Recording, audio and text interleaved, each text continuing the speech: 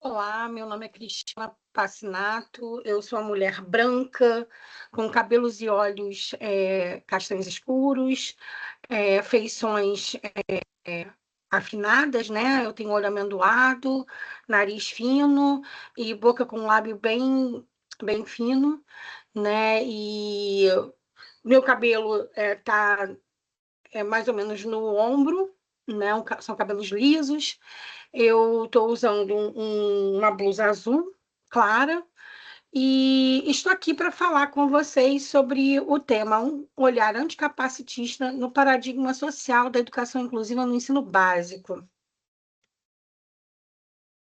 Inicialmente, eu quero informar para vocês que vocês podem visualizar e baixar essa apresentação através do QR Code. Basta apontar para esse QR Code que vocês irão ter acesso a ao PDF que foi salvo através dessa apresentação, né? E vocês podem também baixá-lo, né? Se vocês tiverem qualquer dificuldade, podem falar com o professor Guilherme Cordeiro, que ele vai ter o PDF para disponibilizar em Drive e ele pode passar o link ou mesmo para o e-mail da direção e eles distribuírem para vocês, tanto o link do Drive que está aberto, quanto também o PDF. Ou seja, vocês vão poder acompanhar e ter essa apresentação desde agora, através do QR Code ou de outra forma, pelo envio para vocês. Eu, inicialmente, gosto de colocar algumas, né, pulguinhas atrás da orelha das pessoas para poder inquietá-las, né, para vir, né, vir a ter já curiosidade sobre alguns conceitos, termos que são utilizados na área da acessibilidade da inclusão, né? Então, eu gostaria de saber de vocês, e agora a gente não vai ter contato, né, para a gente discutir, mas para deixar no ar para essa nossa apresentação ficar um pouco mais interessante, eu queria saber de vocês se vocês acham que acessibilidade e inclusão é a mesma coisa, são sinônimas, né? Porque elas vêm a ser tratadas muito dessa forma nos ambientes escolares e nas falas de muitos por aí. Assim como também educação especial e educação inclusiva, né? São a mesma coisa? Essas coisas querem dizer o mesmo? Outra coisa que a gente tem falado muito, escutado muito por aí, é o que vem a ser o capacitismo, né? O capacitismo, o que é, né? Vamos falar sobre isso no decorrer da nossa, né, do nosso seminário, da nossa palestra. O que vem a ser a corponormatividade? O que ela dita, né? Esse nome grande, né? Esse neologismo, né? Essa palavra nova que aparece, né? Assim como o capacitismo também é, e eu vou falar um pouco mais disso. A corponormatividade vai vir de encontro à questão do capacitismo e vem de uma mesma origem. A gente vai falar lá para frente do seminário. Então, inicialmente, eu quero falar que, para qualquer aluno, com ou sem deficiência, nós temos já desafios, por exemplo, na minha área, no meu campo, né? Eu já tenho, né? E aqui nós temos alunos que podem nos dizer isso. Eu sei que aqui vão ter professores, alunos e tudo mais em diálogo comigo, e eu quero saber se vocês, alunos, professores, não concordam, se qualquer aluno não enfrenta esses desafios que eu vou falar agora. Linguagem, termos científicos, símbolos, fórmulas, disciplinas como as ciências exatas e da natureza ou da terra, da biologia, da física, da matemática, né, e da biologia, se não tem linguagens e modelos abstratos, representações e modelos que são muito complicados para qualquer aluno. Queria deixar assim uma reflexão. Professor, o dia que você foi aluno, você não teve as mesmas dificuldades que todos os alunos possuem? Enfim, não sendo capacitista, não querendo ser capacitista, porque qualquer pessoa pode qualquer coisa, quando ela quer e quando ela tem a ferramenta possível para chegar lá, né? Tem os caminhos compensatórios, a gente vai falar um pouco disso também, possíveis. qualquer pessoa pode chegar lá, sendo que os caminhos, o tempo é de cada um. Só que, como a gente vê que os alunos sem deficiência têm dificuldade, né? Os alunos com deficiência, transtornos de aprendizagem ou desenvolvimento, ou tenham alguma questão de necessidade específica de aprendizagem, se a gente tem essas pessoas que têm alguma dificuldade, vocês imaginam que elas tenham mais ou menos que essas pessoas que transitam, têm uma passabilidade mais facilitada, né? Porque não tem as mesmas barreiras que essas pessoas que têm essas dificuldades. Essa diversidade ajuda ou atrapalha, né? Quando a gente coloca todo mundo no mesmo ambiente escolar, no mesmo, né, é, no mesmo patamar né, de aprendizagem, no mesmo ambiente de aprendizagem, né? Eles têm dificuldades, mas elas podem ser mobilizadas e mais possibilitadas quando nós começamos a ver através das potencialidades delas e não só pelas barreiras. E a gente vai ver mais adiante isso. Então, o conselho inicial que eu dou para cada professor aqui, que eu também sou professora, saí ano passado da SEDUC, onde vocês estão, né? Fui de sala de aula, de chão de sala de aula, fui de gestão no NAPES, da Metro 3, uma das regionais mais inchadas de unidades escolares. A gente tinha 103 na época que eu era do NAPES, não sei se fundaram mais alguma, tem um ano que eu estou afastada. É, eu também atuei no AEE, em sala de recursos, frente a professores né, de ensino regular, e sei da dificuldade que é e dos enfrentamentos que a gente tem em sala de aula e fora dela, junto com a gestão também. E eu falo, a criatividade, ela é tanto dentro da sala de aula, um elemento que a gente sabe que em Vygotsky, que é muito interessante, que ele fala que com a criatividade a gente cria ambientes mais propensos ao desenvolvimento das pessoas, né? E aí eu falo do seguinte ponto de vista: nós não somos só educadores, né? Segundo Paulo Freire, nós não fazemos uma educação bancária quando nós problematizamos, quando nós fazemos projetos, quando a gente usa o cotidiano, né? Então a gente tem elementos que a gente usa, né, de umas décadas para cá, a partir de tanto dos parâmetros quanto do BNCC, sempre trazem essa questão da gente trabalhar com o cotidiano, com a linguagem mais acessível para as pessoas, né, localizando, né, nas regiões onde elas estão, para que essa aprendizagem fique cada vez mais real para eles, signifique para eles algo, né? Então, a criatividade, né, dentro de um ambiente escolar, ela é um campo para gerar uma propensão de aprendizado, tanto para o aluno quanto para nós, porque nós não somos só esse professor de educação bancária, nós somos também professores que aprendem com seus alunos. Por que eu digo isso? Porque quando eu estou em contato com as minhas turmas ou com cada indivíduo da turma, enquanto indivíduo social, né, que está formando um coletivo, nós temos diferenças tanto individuais quanto das turmas como um todo, né? Isso para pessoas com deficiência ou sem deficiência, com transtorno ou sem transtorno. A gente sabe que a gente tem essa diversidade, e essa diversidade também, segundo Vygotsky, nos auxilia no desenvolvimento, tanto nosso quanto do aluno. Então, nós também estamos no lugar de aprendentes, pesquisadores. E aí é que eu chego nesse passo aqui, para quais as características, né, que a gente tem que ter para ser considerado um professor inclusivo. Nós devemos ser observadores, pesquisadores, atentos, pacientes e dialogais. Cada uma dessas características nos eleva a sermos professores inclusivos.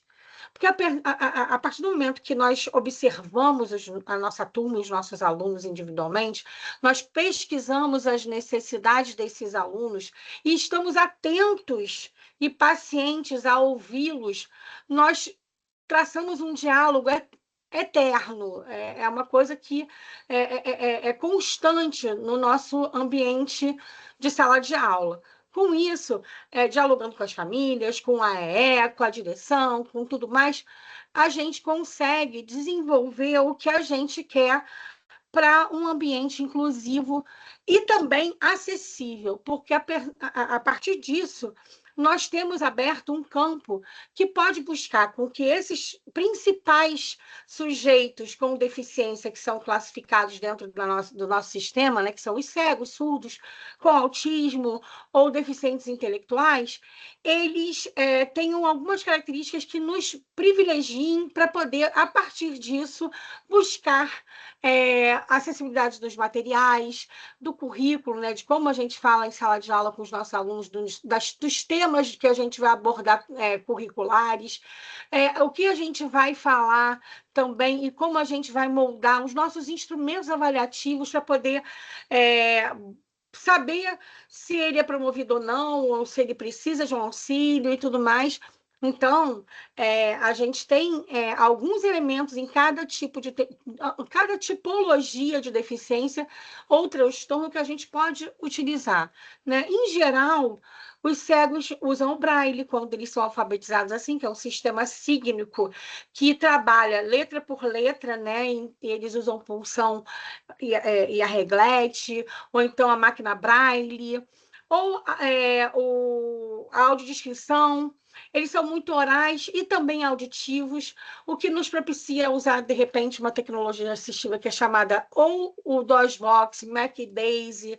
Se vocês pesquisarem, vocês vão ver que são possibilidades de leitor de livro didático, que é o MacDaisy, e o DOSBox é um sistema que fala o que tem em textos acessíveis, tipo formatos em doc, TXT, né, que eles podem tanto digitar quanto ler os textos nesses formatos. Então, é um sistema muito utilizado pelos cegos.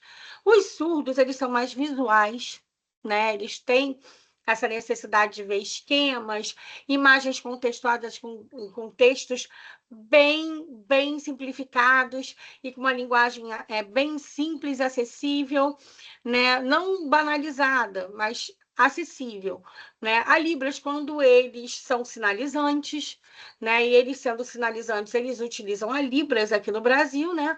A Libras, a língua brasileira né, dos surdos, né? A língua brasileira de sinais, ela é uma linguagem visogestual, ou seja, uma linguagem, por assim dizer, uma linguagem não, ela é uma língua, ela tem estatuto de língua, né? Linguagem nós temos na química, na física, que tem uma linguagem específica, mas a língua de sinais, ela é uma língua que precisa ter sinais termos, né? Ou seja, sinais específicos de cada área que nós temos que promover. Então, há um campo de pesquisa muito grande de manuários, de sinalários que podem ser utilizados e que podem ser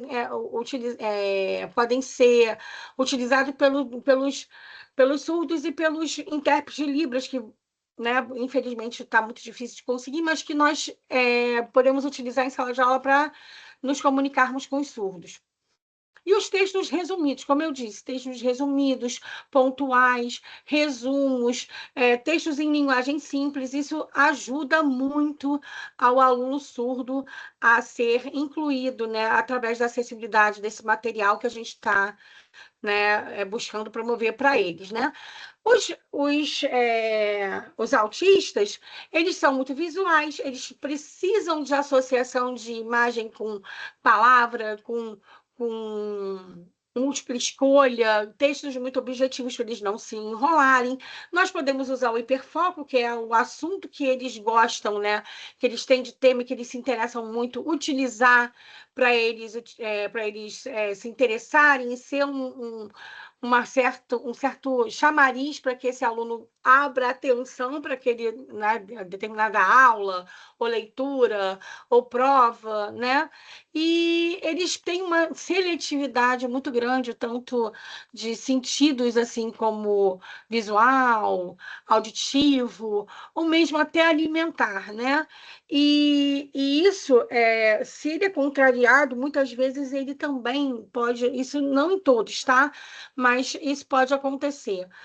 Quando contrariados, eles podem se irritar, e aí a gente tem que conter e tentar regular e voltar para a situação que a pessoa com autismo esteja um pouco mais, né, estável, né? Isso a gente faz com hiperfoco, com uma distração do que ele gosta de fazer, né? Por exemplo, se gosta de usar computador, a gente pega o celular, ou então faz alguma coisa para ele se distrair e sair daquele foco que ele está, da irritabilidade, né? Leva para um lugar onde está mais escurinho, um pouquinho mais tranquilo, até regular. Então, existe essa questão toda do aluno com TEA, que às vezes a gente precisa, por exemplo, de um acompanhante, num atendimento individualizado. Muitas vezes não tem para todos os alunos, às vezes vem para ajudar e às vezes não vem, né? A gente sabe no estado como é difícil, né? E ele é um pouco isolado da turma, ele é pouco social. Tem gente, tem alunos que têm nível 2 ou 3 que são até não verbais, né? Então a gente tem que ter toda uma comunicação diferenciada. É difícil, é desafiador, mas é possível. Eu já tive alunos tanto com autismo dentro de sala de aula regular quanto na sala de recursos, né? E foi possível trabalhar com eles, tanto nível 2 e 3. Eu consegui a possibilidade porque chegava sempre o coraçãozinho deles em alguma coisa e conseguia incluir a situação. Os que têm deficiência intelectual, né? Eles também são visuais, associativos, têm memória de trabalho comprometida. O que é isso?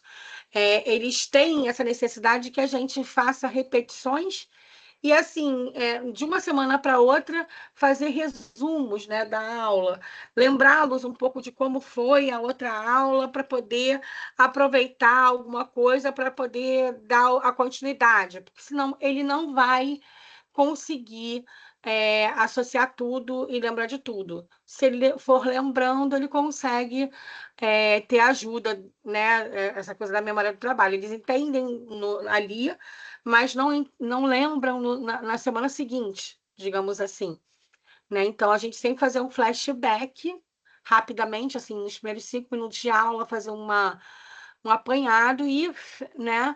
E assim progredir. Isso é muito bom para os alunos com e sem deficiência também, porque esse mundo cheio de informações e de internet e de rede social, os alunos estão todos muito sobrecarregados sensorialmente, não só os alunos com algum laudo. Aliás, tem muito aluno sem laudo, então a gente tem que sempre entender que a gente ser inclusivo até nas nossas estratégias de acessibilidade para os nossos alunos pode, de repente, atingir alguns alunos que não têm laudo e, na realidade, tem alguma questão que a gente não está sabendo e nem detecta, porque não é a nossa função diagnosticar ninguém, mas a gente, por pistas, acaba pegando e passa por uma direção, para uma orientação educacional ou para alguma coordenação pedagógica, para a gente chegar na família, tentar buscar e rastrear essa questão para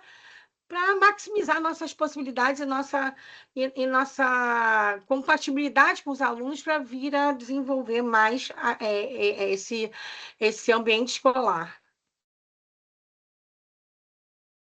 Mas é deficiência física, né? A deficiência física, ela é uma deficiência que, se não tiver nenhuma comorbidade, não tiver nenhuma questão que atinja a questão intelectual ou mental, o aluno desenvolve tanto quanto os outros sem deficiência física. As estratégias aqui são mais físicas, são mais estruturais, né? E a gente pode adaptar em conjunto com a escola, né? Colocar os alunos em uma turma, em uma sala, né, no primeiro piso, se for uma escola de vários andares, a gente colocar atividades que eles possam fazer, por exemplo, na educação física, adaptadas. Tem muitas equipes que gostam desse desafio de adaptar material e jogos e atividades e incluir esses alunos. Eu tive uma oportunidade de ver isso numa unidade escolar da Meta 3, que eu fui de sala de recursos. Eu conversava muito com a educação física e eles tinham a oportunidade de fazer isso com um aluno cadeirante. E ele se sentia muito bem, porque ele gostava muito da educação física, só que ele não se via participando, mas tinha um professor que adorava esses desafios, ele fazia essas questões, né, de adaptação e ele adorava, ele realmente. E a educação física, ela desbloqueia uma série de coisas, como as nossas atividades paralelas em sala de recurso, que não são reforço, não são aula de apoio, são atividades paralelas que a gente faz de desenvolvimento motor, desenvolvimento intelectivo, desenvolvimento da coordenação motora, desenvolvimento da lógica, que desbloqueiam uma série né, de, é, de possibilidades, né, para as diversas disciplinas da escola, né? A gente atua no desenvolvimento do aluno, não só em uma determinada matéria ou outra que o aluno tenha dificuldade. Então, as principais barreiras que a gente tem são as arquitetônicas, né? Comunicacionais, atitudinais e a burocrática, né? A arquitetônica mais ligada à deficiência física, comunicacional e atitudinal é o que a gente vive em sala de aula. A gente tem que ter atitude, a gente tem que ter vontade, né? A gente tem que se comunicar, a gente tem que fazer uma rede na escola e propiciar essa inclusão de forma efetiva e real quando a gente se comunica bem dentro de sala de aula, dentro da escola. Os alunos também, é tão importante que os alunos recebam os seus colegas e ajudem aos professores a ter um ambiente mais acolhedor para essas pessoas e que tudo fique em paz na sala de aula. Parece uma coisa assim utópica, né? Mas muitos vão rir, né? Mas a gente busca isso, né? Porque quanto mais tranquilo, mais sossegados eles vão ficar e mais eles vão ficar, como é que eu vou dizer, mais regulados com aquele ambiente e se sentindo pertencentes àquele ambiente e buscando falar com os colegas, a se desenvolver, buscando tirar dúvidas e não isolado, se sentindo acuado, com medo né? Isso estou falando no campo da sala de aula dos coleguinhas, né? Dos colegas que estão juntos, né? É tão legal, é tão melhor quando você busca ter uma interação com aquele menino ou aquela menina que tem, ou menina, né? A gente tenha um aprendizado de vida, de, de experiências diferentes e um ajudar o outro. Eu acho que isso é o mais bonito da questão de ambientes inclusivos dentro de sala de aula e dentro de escola, né? As aprendizagens que a gente tem com relação ao desenvolvimento que a gente possui, enquanto a gente tem contato com o outro que é diferente da gente e que tem experiências diferentes de nós. E isso vai para além, né, só o conhecimento curricular ali da sala de aula, da lição, do conteúdo programático, mas sim a vivência, né, realmente de experiências de vida, né, gente? Isso não tem para ninguém. É isso que a escola também promove com essa união das pessoas diferentes entre si, né? Então, para os alunos, eu deixo um recado. É interessante que vocês interajam e tenham sempre essas pessoas diferentes junto com vocês, porque quando a gente está sempre com alguém igual e todo mundo concordando, a gente não aprende muita coisa. Fica a dica para vocês. E a questão burocrática, a gente sabe, né? Quem é da SEDUC sabe, né? Olha, eu vou até indicar aqui o Diego Almeida, um stand-up super engraçado, que ele fala com perfeição dos nossos problemas estruturais e burocráticos dentro do stand-up dele. Tem no YouTube, tem no Instagram, tem no Facebook. Vocês vão buscar, que ele fala muito, muito, muito bem. E a gente sabe como é burocrata a Seduc, né?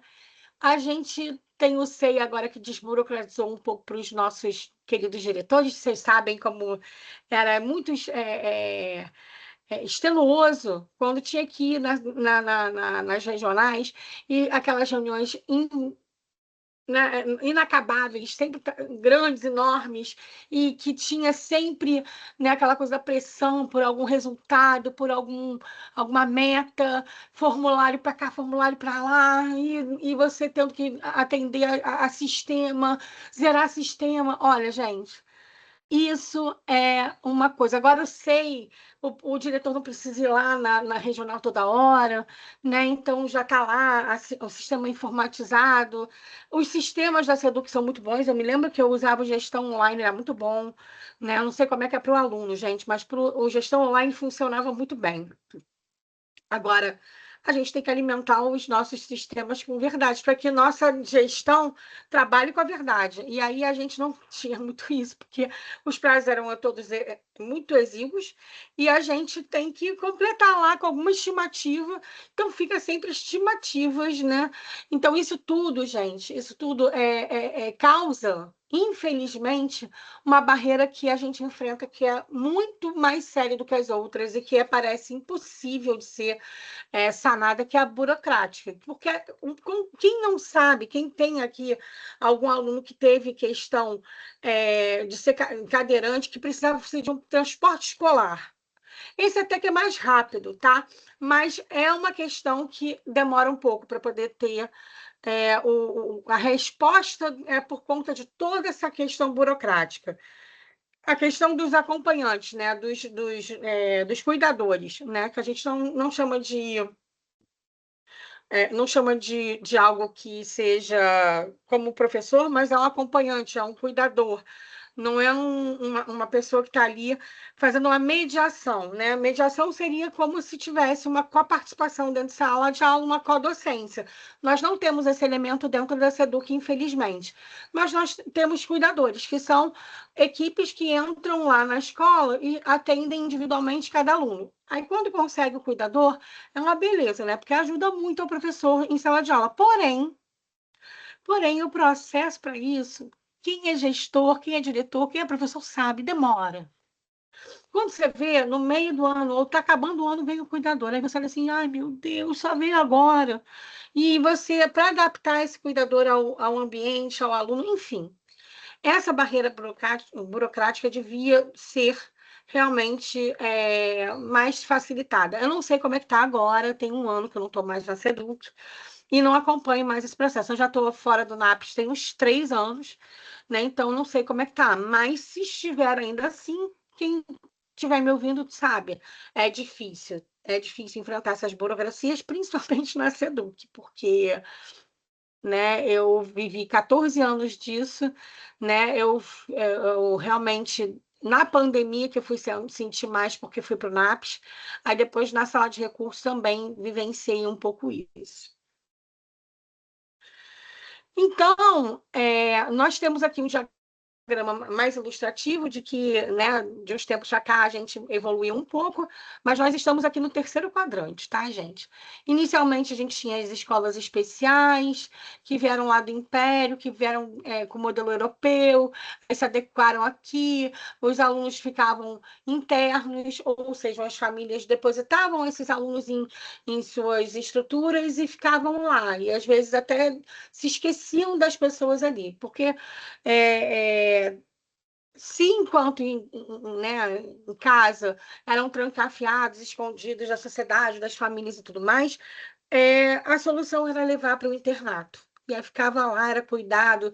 Nas escolas especiais tinham é, é, gabinetes médicos, tinham especialistas de cada deficiência, por exemplo, o Instituto Benjamin Constant, o IBC, Trato e Cegos, tem todo até hoje tem essa estrutura de médicos para cada questão, cada tipo de deficiência, deficiência visual, e tem especialistas que sabem tratar as questões, as patologias ligadas a essas questões, né? Assim também é no INES, né? No Instituto Nacional de Educação, Ensino para Surdos, né? Então, nós temos isso ainda, mas é uma coisa que vem lá do Império e que foi se diminuindo através da formação das escolas especiais ou classes especiais. Ao invés de terem as escolas, os institutos especiais, que até tinham, mas começaram a incluir na escola de uma forma gradativa. Lá nos anos 50, 60, começou a se elaborar a LDB, e a LDB falava dos alunos especiais, e que se tinha que ter essa atenção. Então, formava-se professores especializados para poder atuar nessas salas especiais, que separavam os alunos, como nas escolas especiais, dentro de uma estrutura escolar que era regular. Né? E tinham as escolas especiais, que tinham pessoas com deficiência todas misturadas de todos os tipos, que não era só como os institutos, associações que faziam anteriormente a LDB. Né? E hoje nós estamos aonde? Na integração. Que a gente tem sala de recursos, a gente tem AEE, a gente tem um atendimento, né, do AEE para conseguir, né, fazer essa integração, mas nós estamos a caminho de uma inclusão. Só que, assim, a inclusão não pode ser feita abruptamente, né, gente? O que fizeram aí uma reforma aí da lei foi um arremedo que dá um tranco na educação especial, na perspectiva inclusiva, que está causando um choque na sociedade. Está causando um medo na galera das escolas especiais e uma certa, né, instabilidade na escola regular. Para poder chegar aqui, você não pode forçar da forma que a lei tem que ser feita a partir de uma forma natural, quando a pessoa com deficiência denuncia que a gente já tem um ambiente ali. Mas sair daqui, pular daqui para cá, não é fácil, e nem de uma hora para outra. E não é uma lei de cima para baixo que vai conseguir. Então, eu entendo todos os lados que estão pipocando com a nova, né, versão da LBI, da questão da Lei Brasileira de Inclusão e da questão do ensino inclusivo, porque ela mira uma coisa que é certa, mas ela está fazendo da forma errada. E aí, todo mundo pipoca. E aí é a questão da comunicação. Um não fala com o outro direito e todo mundo briga. E aí é uma torre de Babel. Sabe o que é uma torre de Babel, gente? Procura na internet, vocês vão ver. É quando tem uma confusão de todo mundo falando uma língua diferente e ninguém se entende. E aí você olha assim, gente, que doideira! Ninguém está se entendendo. E é uma questão muito delicada isso, porque todos querem mirar esse último quadrante. Porém, ninguém consegue porque não está conseguindo se comunicar.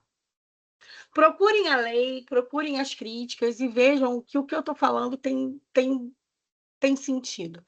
Né? Desculpem as tosses, é que eu estou muito gripada, agora que eu melhorei um pouco e estou fazendo esse vídeo para vocês. Minha voz está até um pouco melhor, porque ela estava muito pior. E eu estou bem melhor hoje, tá? Apesar da tosse aqui de cachorro, vocês me desculpem. Então, nós temos aqui uma, um, um, uma situação, né? Uma imagem que eu sempre uso, né? Que é falando, né, sobre a questão de três pessoas que estão com necessidades diferentes, porque são diferentes entre si, e que elas têm direitos iguais a um banquinho. Só que o grandão não precisa, então ele passou pequenininho e conseguiu todo mundo equiparar, que é a tal da equidade. O que aconteceu aqui com o cadeirante? Quando o grandão fez uma rampa, ele pôde subir e ver, né? Porque ele não era só o menininho que andava, mas era o cadeirante que subiria. Então, o que quis dizer isso, né? O que é equidade? A equidade é o ato de dar o que cada um necessita para que todos tenham as mesmas oportunidades. E é isso que essa imagem traz aqui e que eu quis dizer para vocês, que é uma questão que precisa muito ser falada. A gente tem direitos iguais para pessoas diferentes. Então, a gente tem que ter equidade para poder equalizar os direitos de todos, para poder todo mundo conseguir fazer a mesma coisa, que é, no caso aqui, ver o campo do outro lado. No caso das ferramentas acessíveis que a gente utiliza, são para realmente dar equiparidade, equidade aos alunos, que a todos teriam o direito de acessarem a mesma informação, só que os que têm necessidade diferente estão ali com um instrumento para poder, né, chegar nessa igualdade e a gente conseguir gerar aulas mais inclusivas, porque essas ferramentas vão nos dizer assim, está todo mundo em tese com o mesmo entendimento e acesso ao que eu quero que acesse. Então, vamos lá, vamos trabalhar de forma inclusiva. E aí, aqui, esse mapa da inclusão só foi para mostrar que a gente precisa, né, trabalhar também as interseccionalidades, né? Eu não sou só uma pessoa com deficiência, não sou só autista, tenho TDAH, TAG e dislexia, isso tudo eu tenho, tá? Eu sou uma pessoa, né, que tenho, né, uma diversidade também de outras questões. Eu não em si, mas digamos que tenha uma outra pessoa que tenha tanto quanto eu e também seja lésbica, ou então outro gay, ou é trans, ou é preto, ou tem uma família que é diferente da família que eu tenho, que é a família burguesa tradicional. Então, a gente tem que respeitar. Então, por exemplo, pessoas com deficiência, aprenda, ouça. Tem origem, raça e etnia diferentes? Ouça e seja aberta. Tem famílias e gerações diferentes? Seja aberto e pergunte. Respeite e pergunte quando o gênero for diferente. Se for LGBTQIA+, ou simpatizante, aprecie e aprenda. Todos nós podemos mostrar diferenças e a gente aprender com elas. E aqui eu falo um pouco sobre capacitismo, que traz uma reflexão não, um conceito diferente, só que um simplificado, tá?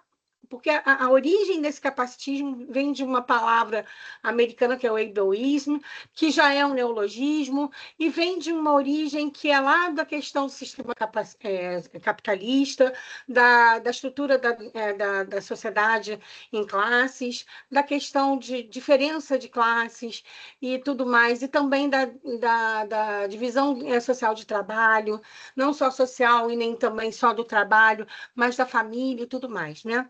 É uma expressão ainda pouco conhecida, mas que traz consigo um problema histórico: a discriminação e o preconceito contra as pessoas com deficiência. A princípio, isso está atendendo, mas tem muito mais além. E eu sugiro, professores e alunos, pesquisem para saber das origens e por que esse capacitismo é estrutural. Tem a ver com aquela questão lá da corponormatividade e de todos terem o mesmo padrão de corpos e comportamentos e gerarem lucro para, né, o sistema em si. Então, nós temos que atender uma determinada demanda, estar no mercado de trabalho, ter uma velocidade de trabalho, e as pessoas que estão fora desse contexto são extremamente, né, sofrem muito com o capacitismo. Né? Temos que ser anticapacitistas, como dizia Angela Davis com racismo, que também é um fenômeno estrutural. Nós não basta ser contra o capacitismo, nós temos que ser anticapacitistas nos ambientes escolares. Para ilustrar isso, eu trouxe essa charge, que é incrível, que é feita também por um cadeirante, o Ricardo Ferraz, e ela traz uma situação inusitada, que é uma pessoa que não tem braços nem pernas, cadeirante, e que está ali com a boca trabalhando com o computador, e todo mundo espantado. Aí já viu, né? Vem todo um preconceito, uma forma de ver a pessoa como coitadinha, que está esperando, nossa, ela é espetacular. E não é nada disso, gente. Quem tem deficiência sabe. A gente só quer ser uma pessoa, a gente só quer ocupar um espaço na sociedade e a gente só quer ser. A gente não precisa superar ninguém e tudo mais. A gente sabe, quem tem deficiência sabe. A gente não quer rótulo, a gente só quer espaço. E só quer ser compreendido. Então, eu deixo aqui umas questões para que sejam trabalhadas e pensadas daqui por diante no cotidiano de vocês. Existe capacitismo no ensino básico? E no meu caso, lá na universidade, no superior, nas nossas formações, no mestrado, doutorado e tudo mais? Os professores do ensino público são capacitistas? Nós que somos professores do ensino público, somos capacitistas? Como podemos evitar atitudes capacitistas em sala de aula? É falando com o aluno? Não seja capacitista, não faça isso. Será que isso promove mesmo o anticapacitismo? Então, pesquisem. Aí eu vou deixar o dever de casa para vocês. O que é design ou desenho universal? O que é uma adaptação razoável? E depois vocês me digam, me mandem e-mail, WhatsApp, pelas redes sociais, se ficou mais fácil utilizando esses dois conceitos em sua sala de aula e a palestra que a gente acabou de conferir, né, e de proferir. E aí eu pergunto para vocês, e agora, a partir disso? E agora, então?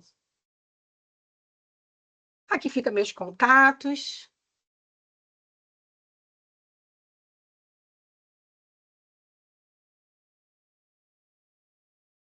minhas redes sociais.